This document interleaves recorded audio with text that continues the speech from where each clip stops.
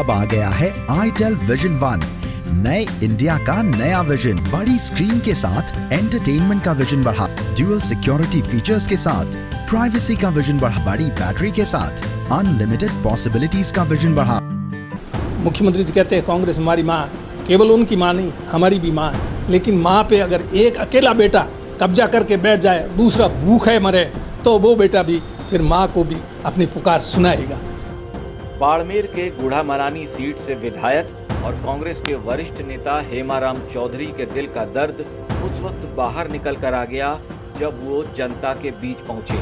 लोगों ने उन्हें माला पहनाई, उनका सम्मान किया तो विधायक जी भावुक हो गए।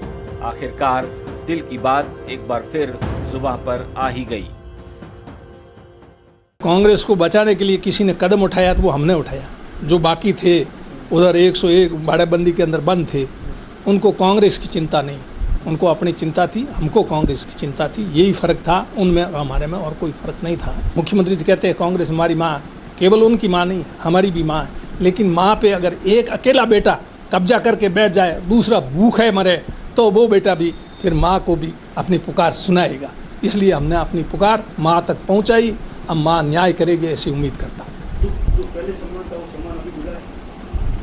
पहले सम्मान था, वो सम्मान अभी नहीं मिला, उससे ज़्यादा सम्मान मिलेगा।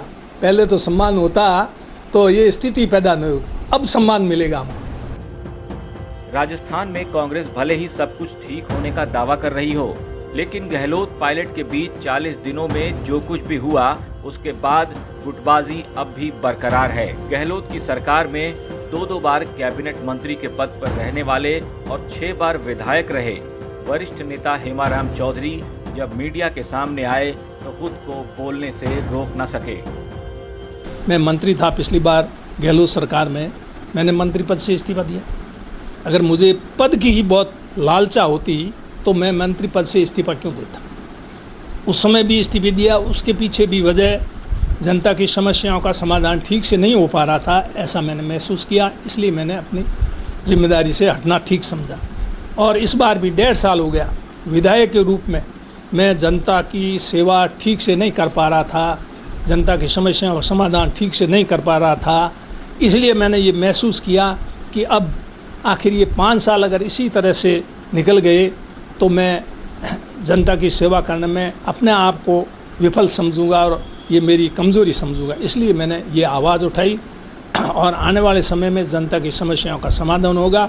और ये भी हाईकमान ने आश्वस्त किया है कि आपस में मिल बैठ करके आप काम करेंगे। फिलहाल सचिन पायलट अपने समर्थकों के साथ वापसी कर चुके हैं, लेकिन सदन में 14 अगस्त को फ्लोर टेस्ट के दौरान जिस तरह से पायलट को पीछे बिठाया गया उसे लेकर एक बार फिर से उनके समर्थक आवाज उठाने लगे हैं। अगर सीएम गहलोत ने जल्द ही अपनी सरकार में पायलट की भूमिका सुनिश्चित नहीं की तो हो सकता है आने वाले दिनों में अशोक गहलोत को फिर से मुश्किलों का सामना करना पड़ जाए। राजस्थान तक के लिए बाड़मेर से दिनेश बोहरा की रिपोर्ट।